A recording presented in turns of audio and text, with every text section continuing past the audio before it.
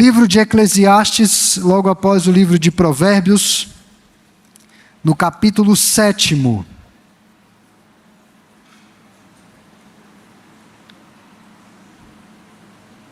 Livro de Eclesiastes, capítulo 7.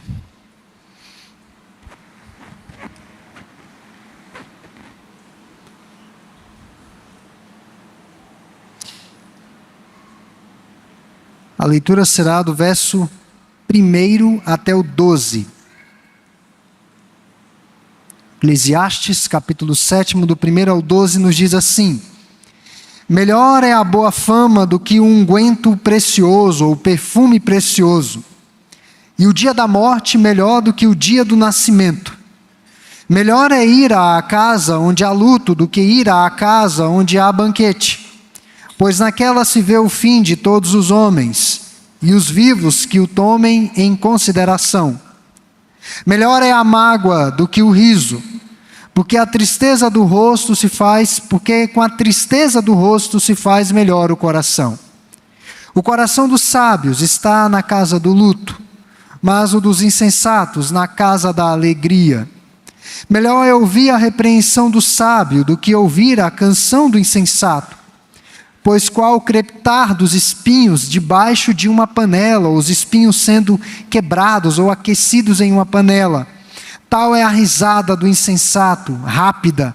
Também isto é fumaça, vaidade.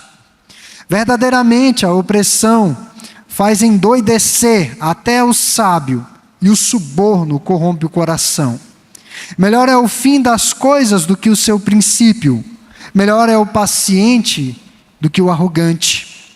Não te apresses em irritar-te, porque a ira se abriga no íntimo dos insensatos. Jamais digas, porque foram os dias passados melhores do que estes, a nostalgia. Pois não é sábio perguntar assim: boa é a sabedoria, havendo herança e de proveito para os que veem o sol.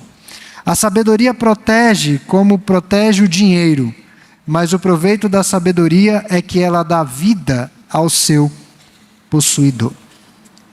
Nessa sessão, o pregador Salomão nos ensina a sabedoria para um caminho melhor neste mundo, num mundo em que tudo é fumaça, vaidade, vapor. No final do capítulo 6, ele indaga como que podemos viver bem durante os poucos dias que temos nessa terra. É uma das indagações que ele faz no fecho do capítulo 6. E ele responde em parte essa pergunta no capítulo 7, fazendo uma série de comparações, usando especialmente a expressão melhor do que. Onde você encontrar no texto melhor do que, grife. Porque Salomão está dando aí o caminho para uma vida melhor. Ele está nos ensinando como usar o discernimento ao escolher o modo como vivemos. E esse texto é menos organizado do que o que já vimos até aqui. Há muitos provérbios agrupados, há muitos adágios e ditos populares agrupados. Então é como se fosse o livro de Provérbios, que no versículo fala uma coisa e no outro versículo já fala outra coisa muito diferente. Um texto quebrado, sem um pensamento linear. Então, alguns provérbios escritos aqui são parecidos com os que encontramos no livro de Provérbios de Salomão. Mas podemos sintetizar os assuntos tratados neste capítulo da seguinte maneira. Passa para o próximo slide, por favor. Provérbios práticos sobre a vida e a morte, verso 1 até o 4. Diferença entre a repreensão sábia e o riso tolo, o riso sem fundamento, do 5 ao 6. Esperar pacientemente para ver o que o Senhor fará. O que importa é o futuro, não o passado. Muitos estão presos ao passado, à nostalgia, nós vamos falar um pouco disso mais adiante, está do verso 7 ao 10, e uma declaração que sintetiza, sumariza o valor da sabedoria, versos 11 a 12. Então nós vamos à primeira verdade sobre uma vida melhor, à luz desse texto. Pode passar para o próximo slide, por favor. A primeira verdade é que os dias, é sobre os dias do nascimento e o dia da morte. Ou os dias do nascimento e o da morte. Verso 1 ao 4.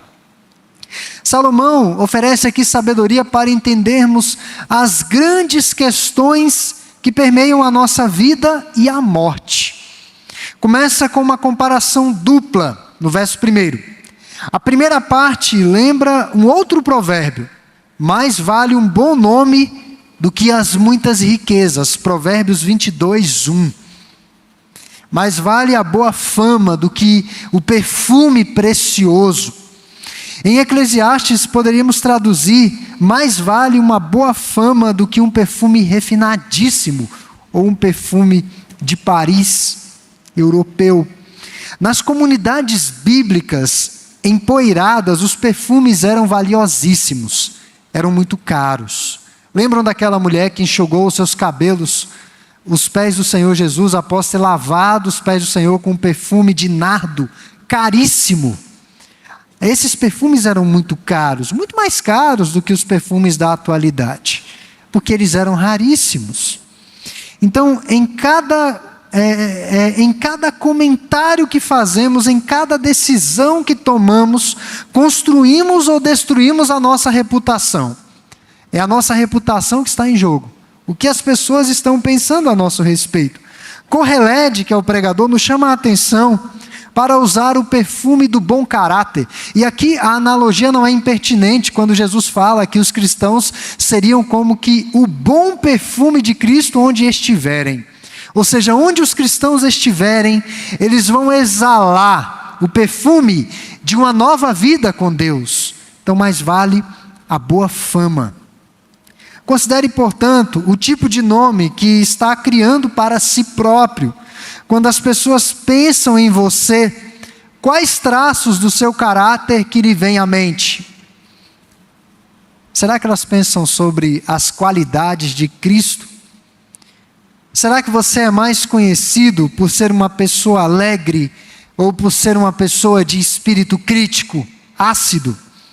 Você é mais conhecido por falar a verdade, ter comprometimento com a verdade, ou por inventar mentiras e histórias difíceis de se acreditar? Você é conhecido por ser uma pessoa generosa ou um pão duro, na linguagem popular, um murrinha. O caráter é como você vive, mais cedo ou mais tarde será conhecido pelo caráter que tem cultivado. Cultive um bom nome, não para si, mas um bom nome para Cristo. A segunda parte do verso 1 nos fala do que o dia da morte é melhor do que o dia do nascimento. E por que isso? Ora, no dia do nascimento, somente nós choramos inicialmente, às vezes o pai ou a mãe ou quem está próximo chora de emoção, e no dia de nossa morte nós deixamos muitas pessoas chorando. Como que o pregador diz que o dia da morte é melhor do que o dia do nascimento? Aqui Salomão está chamando a nossa atenção para o fato de que a morte aponta para a jornada que foi completada, finalizada, uma missão cumprida, uma vitória sobre as aflições, temores e incertezas deste mundo. Não é no sentido de que o ato de morrer, ou a situação de morrer, de padecer a morte, seja melhor do que nascer. Mas a morte sinaliza que a nossa missão, a nossa trajetória foi plenamente cumprida. O apóstolo Paulo, inspirado pelo Espírito Santo, expressou esse pensamento semelhante em Filipenses 1, 21 a 23. Paulo diz: olha, é muito melhor, eu estou prestes a morrer. Eu estou aqui fazendo uma tradução na linguagem minha, tá? Filipenses 1, 21 a 23, eu estou prestes a morrer, estou vendo a morte ali na esquina. E eu sei que isso é o melhor para mim. Eu sei que isso é muito bom, porque eu sei que quando eu morrer, eu estarei plenamente com Cristo. Porém, eu tenho a expectativa de que eu não vou morrer agora, por uma razão muito simples. Porque há muitos irmãos que eu tenho que assistir, eu tenho que pregar o Evangelho, isto é, a minha missão não foi cumprida. Eu ainda tenho uma missão para completar. E Paulo finaliza essa sessão em Filipenses 1, 21 a 23, se eu não me engano, verso 23. Ele diz: pois para mim o viver é Cristo e o morrer é lucro. Ou seja, o morrer sinaliza que a minha missão foi completamente cumprida no Senhor. Então Paulo está meio que numa crise entre escolher o que seria melhor naquele momento. Ele sabia que o melhor era estar com os irmãos. O melhor para ele seria estar com Cristo. Thomas Boston, que foi um pastor inglês do século passado, acreditava que o dia da morte de um cristão era o melhor de todos. E ele disse o seguinte: no dia do seu nascimento, nasceu para morrer. E no dia de sua morte, morreu para viver. É exatamente isso que acontece na vida do crente. No dia do nosso nascimento, nós nascemos para morrer. Nós já nascemos morrendo. Mas no dia de nossa morte, nós morremos para viver com o Senhor. Entraremos no mundo melhor, mais perfeito, mais puro, com mais descanso profundo, perfeito. Hoje, por mais que nós descansemos, parece que estamos sempre fadigados. Por mais que você tire férias, você acha que precisa de mais férias. Porque nada é pleno nessa vida. Nós estaremos num lugar melhor, um descanso melhor, muito mais profundo e intenso, numa companhia muito melhor que a do nosso Redentor. A morte marca a nossa entrada para a glória. Então, paradoxalmente, a morte tem muito mais a nos ensinar sobre a vida. É o que ele fala do verso 2 ao 4. O riso e a festa têm o seu lugar, há tempo para isso.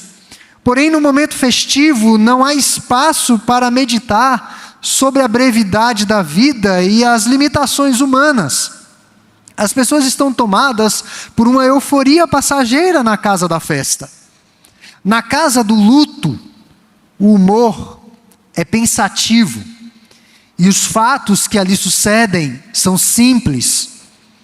Ir a um funeral nos compele à contemplação de nossa mortalidade e nos leva a uma melhor e mais sóbria maneira de viver. Quando nós saímos da casa do luto, nós reconsideramos a nossa vida, nós reconsideramos a nossa jornada. Poucos na Bíblia souberam que Deus iria levá-los, que eles iriam morrer. Se Deus te mostrasse o dia que você fosse morrer, o que você faria da sua vida? Você continuaria vivendo do mesmo jeito, no mesmo ritmo? Às vezes, quando nós percebemos que o tempo está passando, nós aproveitamos o tempo da melhor maneira. Pois saibam que nós temos que perceber que o nosso tempo está passando. E temos que aproveitar a nossa vida da melhor maneira. Salomão prossegue dizendo que melhor é a mágoa na casa do luto do que o riso. A tristeza melhora o coração. É bem verdade que a alegria vai deixar o rosto formoso, uma aparência bonita, mas a cura profunda para o coração é a mágoa, é o que Salomão está falando aqui. O que importa não é a felicidade, mas o que importa é a sanidade do coração. É isso que Salomão está falando. Que na casa da festa há muito riso solto, há muita alegria fútil, há exploração do prazer pelo prazer, e isso não traz cura para o coração. A mágoa traz uma cura profunda para a alma. Então, atentemos para a jornada do nosso Redentor, que é Cristo. Sem dúvida alguma, o dia do seu nascimento foi um dia literalmente, ou uma noite literalmente iluminada e maravilhosa. Mas o que nos salva não é o nascimento de Jesus. Não é isso que nos salva. O que nos salva é a morte e a ressurreição de Cristo. Se Cristo apenas tivesse nascido e não tivesse padecido, nós não seríamos salvos da ira vindoura. A verdade que encontramos em Eclesiastes 7:1 é expressa mais perfeitamente na fragrância do caráter, no alegre nascimento e na morte expiatória de Cristo Jesus. É ali que nós vemos que o dia da morte é melhor do que o dia do nascimento. Uma outra verdade, pode passar para o próximo, por favor, que esse texto nos ensina sobre uma vida melhor, é a correção da sabedoria, versos 5 ao 6.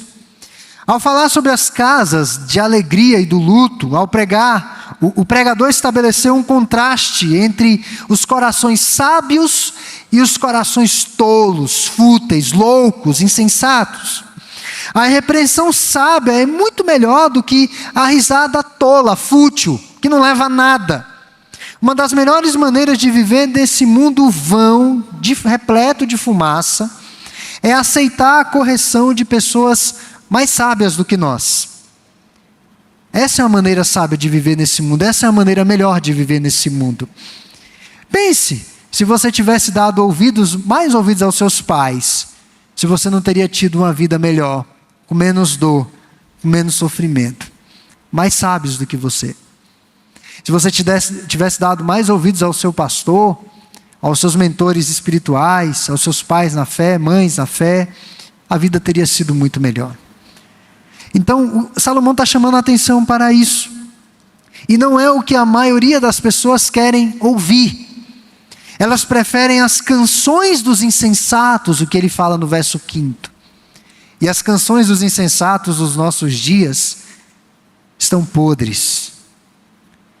Um ritmo que inventaram dizendo que é música, e aquilo para mim não é música, porque ultraja a música, o tal do funk.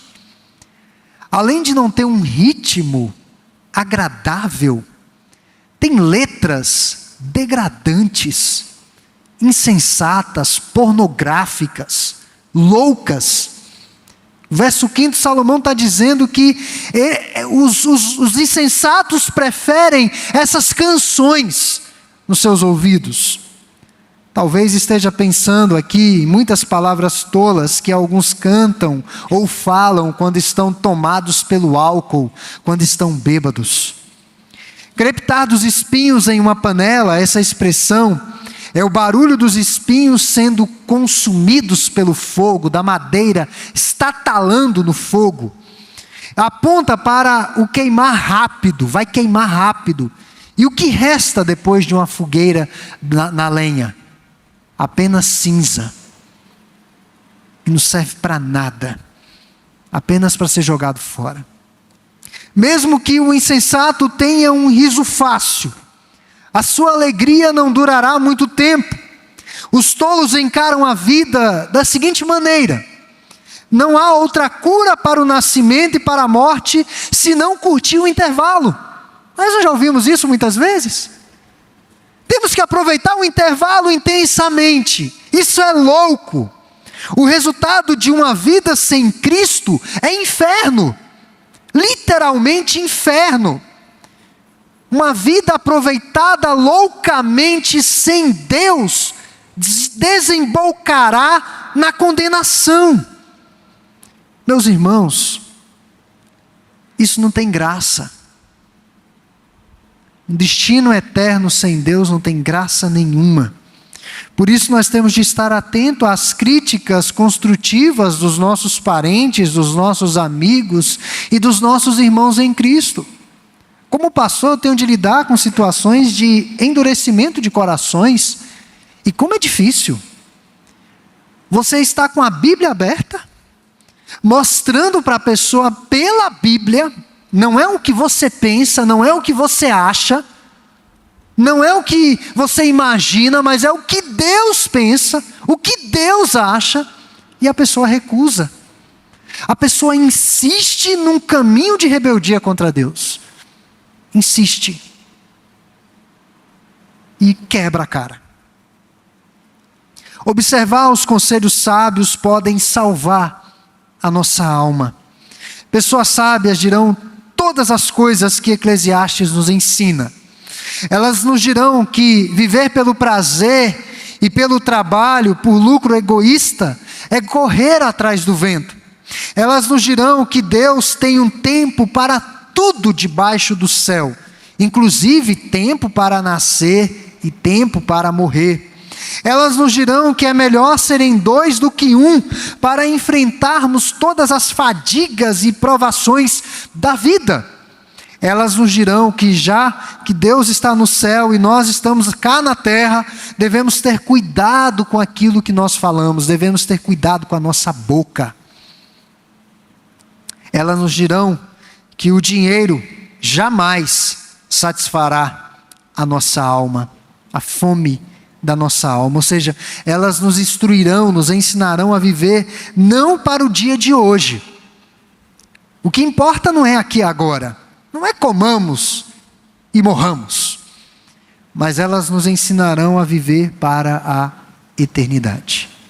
Por isso, seja sábio e visite lugares em que possa receber correção prudente e edificante. Leia a Bíblia com mais regularidade, com mais intensidade, com mais vagar, com mais meditação, com mais seriedade.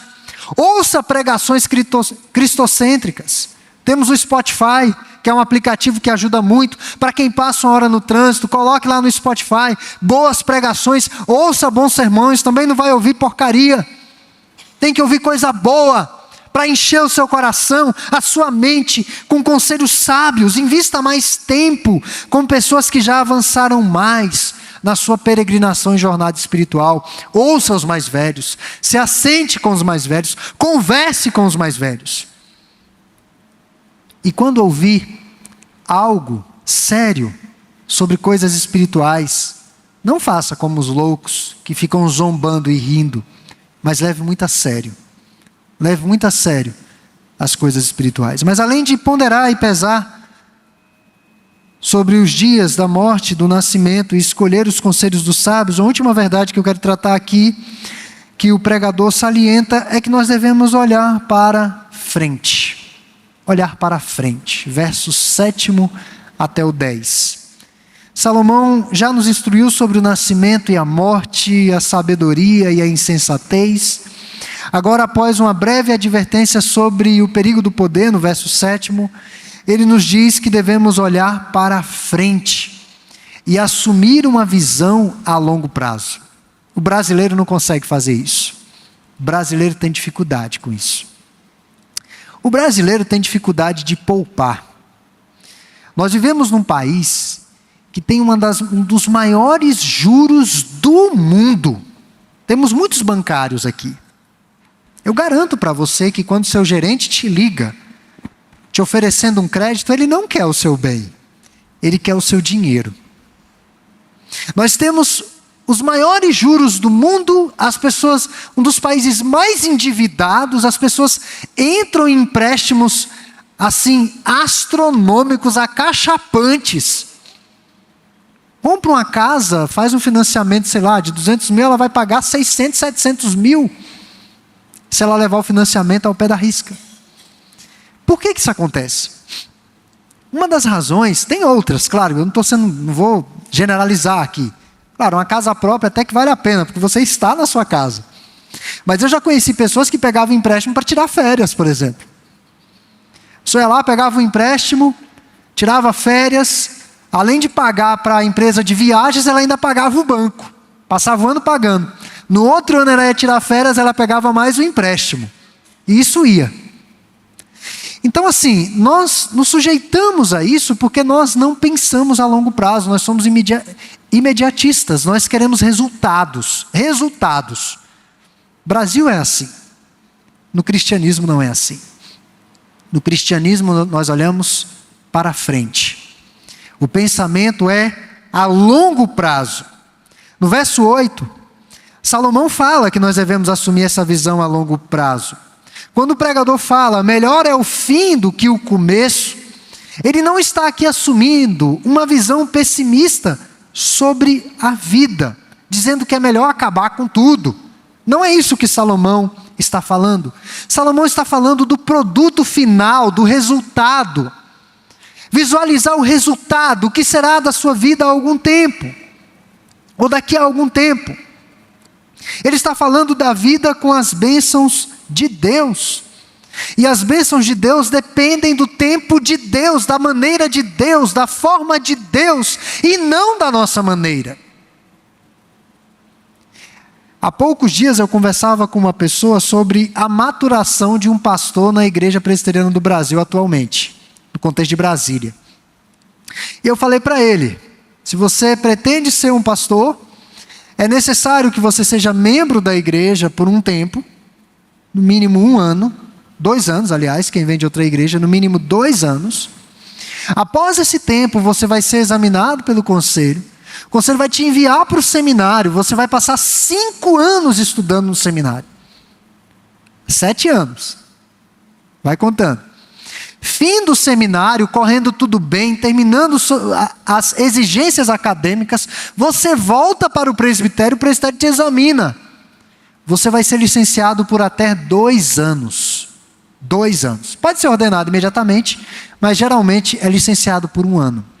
São 8 anos para ser um ministro. E o pior não é isso não. As estatísticas na IPB apontam que os pastores que de fato têm vocação, aliás, os pastores que foram ordenados e não têm vocação, eles não durarão 5 anos de ministério. Ou seja, um pastor de fato só é pastor com 13 anos de jornada. Aí você pensa assim, puxa, 13 anos é muito tempo. É muito tempo. Porque nós somos imediatistas. Nós queremos as coisas de modo muito rápido. Há alguns começos que não são muito promissores. Nós não vemos muito assim, não temos muitas expectativas. Basta olharmos algumas cidades que foram fundadas recentemente em Brasília, algumas até de forma desordenada, como Vicente Pires. Quem chegou no Vicente Pires primeiro sabe do que eu estou falando. Você chegou ali, era só terra, chácaras, mato, sem muita estrada, e hoje o que está virando Vicente Pires? Um dos maiores canteiros de obras de Brasília, né? Tem muita obra acontecendo, mas quando ficar pronto, quem poderia imaginar isso há algumas décadas atrás? Ninguém poderia imaginar uma coisa dessa. Águas Claras, que era um aterro sanitário, hoje é uma cidade vertical. Quando nós olhamos os começos, nós não pensamos que vai dar muita coisa. Geralmente é assim. No início, há muitas expectativas ou nem muitas, mas quando nós vemos o produto, nós vemos a graça de Deus. Quem imaginaria que uma criança numa manjedoura, filha de uma jovem com seu marido mais velho, seria o início de um império que não teria fim? Aquilo que começou com a vinda do menino Cristo, do bebê Cristo, terminará com a consumação de um reino eterno. Reconhecer o escopo do plano de Deus evita que cometamos outro erro. É o que ele registra aí no verso 10. Porque, jamais digas, porque foram os nossos dias passados melhores do que estes, pois não é sábio perguntar assim. Se no verso 8 a tentação era o pessimismo em relação ao futuro, no verso 10 ele está falando sobre a nostalgia em relação ao passado. Muitas vezes ficamos assim, sentimos saudades do passado. Muitos que estão aqui no novo templo da segunda igreja, que já não é tão novo, já tem algumas décadas, mas muitos que estão aqui mais antigos devem lembrar do período lá da Praça do Bicalho com muita saudade. Muita saudade. Mas eu tenho certeza que se você voltasse no tempo, vivesse hoje e voltasse lá, você iria atentar para as desvantagens de estar lá na Praça do Bicalho. Primeiro porque lá tem uma feira todo domingo. Talvez muitos que congregaram naquele tempo não lembram da feira, mas tem. Que é um inconveniente sem tamanho. Inclusive a igreja que alugou o nosso patrimônio lá, não tem escola dominical. Só culto à noite. Então a gente acaba se esquecendo das dificuldades do passado e guardando as boas lembranças. O que Salomão está dizendo é que isso não é prudente, isso não é sábio. Algumas pessoas gostam de falar sobre os bons e velhos tempos. O tempo da baré, do pirulito que só era açúcar, daquele doce que era um triângulo, que vinha com um boneco, uma surpresinha, né? Daquele doce de goiabada que vinha numa casca e com a embalagem por cima. E daí por diante, né? Nós vamos nos lembrando dessas coisas. Sei que muitos que estão aqui nem sabem do que eu estou falando. O fato é que nós gostamos de lembrar dos bons e velhos tempos. Querem que as coisas voltas ou antigas voltem a ser como eram, ou que as coisas voltem a ser como eram. Não vai ser assim. Nós devemos olhar para o futuro. Deus ainda está trabalhando o seu plano. Isso aqui não é um clichê, mas de fato o melhor ainda está por vir. Jesus voltará e fará novas todas as coisas, e devemos olhar para frente. Por isso, ao invés de arrogância, de saber o que é melhor, nós devemos nos submeter humildemente a Deus, enquanto esperamos que Ele resolva todas as coisas. Isso se aplica à nossa santificação, aos problemas que nós estamos enfrentando atualmente, seja de qualquer ordem. Uma das maneiras de sabermos o quanto confiamos nos planos de Deus é atentar para o nível de irritação dos nossos corações quando tudo não sai do jeito que nós planejamos. Se você fica extremamente irritado quando tudo não sai do jeito que você planejou, é preciso pensar se de fato você confia em Deus. A ira birrenta é uma tolice pecaminosa, revela imaturidade espiritual e uma desconfiança subjacente à soberania de Deus. Eu quero finalizar, pode passar para o último slide. Uma maneira melhor de viver, atentando para os dias do nascimento, da morte, atentando para as correções dos sábios, pautados nas Escrituras, e olhando para frente. Quem caminha olhando para trás, cai. Isso é uma lei simples. Se eu descer desse púlpito olhando para trás, eu vou cair. E dependendo do obstáculo que estiver à minha frente, eu vou cair feiamente. Porque se eu vou caminhando olhando para trás, tendo que pular aqui, vou cair feio. E a vida cristã é repleta de obstáculos. Nós precisamos olhar para frente. Nós precisamos olhar para Cristo. Em todas essas exortações variadas sobre a vida e a morte, sobre a sabedoria, a tolice, sobre a paciência de esperar para ver o que Deus fará, o pregador aqui está nos ensinando a forma correta de viver e ver a vida. Ele encerra essas exortações reafirmando o valor da sabedoria, que segundo ele é muito boa, é o que ele diz nos versos 11 e 12. A sabedoria é muito boa.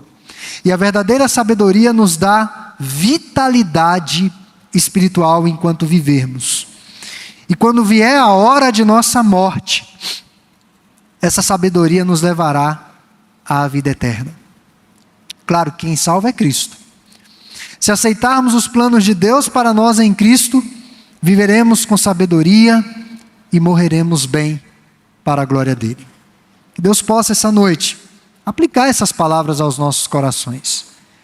E algo que eu comentei há poucos dias com um irmão, pregar assim, de forma sistemática no livro é altamente desafiador, porque esse seria um dos textos que eu jamais pregaria num domingo à noite. Mas tanta sabedoria, tanto conhecimento, tanto ensinamento da parte de Deus, o Espírito de Cristo possa aplicá-lo às nossas vidas. Vamos cantar o hino 110A.